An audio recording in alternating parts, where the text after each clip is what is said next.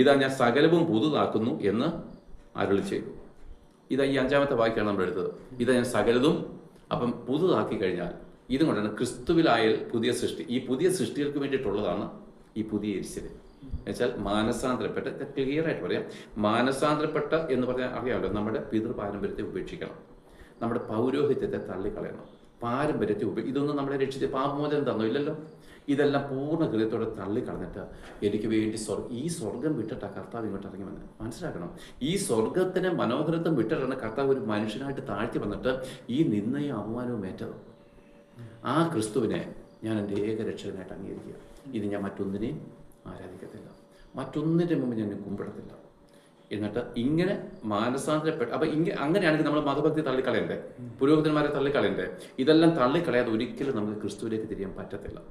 അതിനുശേഷം അവൻ എനിക്ക് വേണ്ടി മരിച്ചുവെങ്കിൽ ഞാൻ അവന് വേണ്ടി മരിക്കും, അവനോട് കൂടെ മരിക്കും. അപ്പോൾ ഞാൻ ഇന്നാൾ പറഞ്ഞത്, വിവാഹ ദിവസം എല്ലാ കാര്യങ്ങളും, എല്ലാ ചൊല്ലും താലികെട്ടും മറ്റെല്ലാ പരിപാടിയും കഴിഞ്ഞാലും പുരുഷൻ രജിസ്റ്റർ ഒപ്പിടും,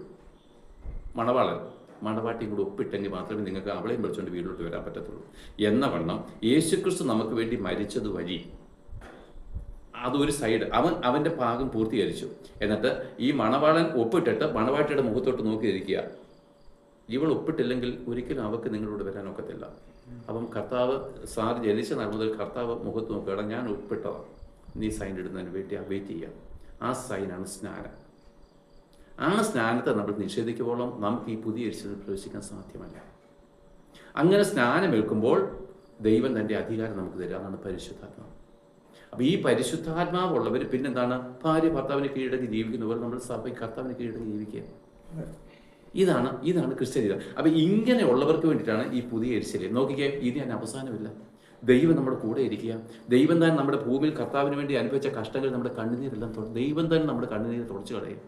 അല്ലെങ്കിൽ ഭാര്യ കഠിനമായ ദുഃഖത്തിരിക്കും, ഭർത്താവ് എന്നിട്ട് പോട്ട് സാരമല്ല കുഞ്ഞെന്ന് പറയുന്ന പോലെ നമ്മുടെ കണ്ണുനീര് തുടച്ച് തന്നോട് നമ്മളോട് ചേർക്കുക. എന്നിട്ട് വിശുദ്ധമായിരിക്കുന്ന ദേശത്ത് നമ്മുടെ ഇനി അവസാനമുണ്ടോ? ഈ ഒരു ലക്ഷ്യത്തിന് വേണ്ടിയിട്ടാണ് സുവിശേഷം പറഞ്ഞിട്ടും നമ്മൾ ഞാൻ ഇച്ചിരി റഫായിട്ട് പറഞ്ഞു കഴിഞ്ഞാൽ, നമ്മൾ മനുഷ്യരെ പേടിച്ച്, നമ്മുടെ പള്ളിയിലച്ഛനെ പേടിച്ച്, അല്ലെ മറ്റുള്ളവരുടെ മാനം നഷ്ടപ്പെടുത്തി ഈ രക്ഷയെ നമ്മൾ നഷ്ടപ്പെടുത്തുന്നത്. ചോദിക്കട്ടെ, ഇത് അറിഞ്ഞിട്ട് നഷ്ടപ്പെടുന്നതിനോളം വലിയൊരു അരിഷ്ടം വേറെയുണ്ടോ?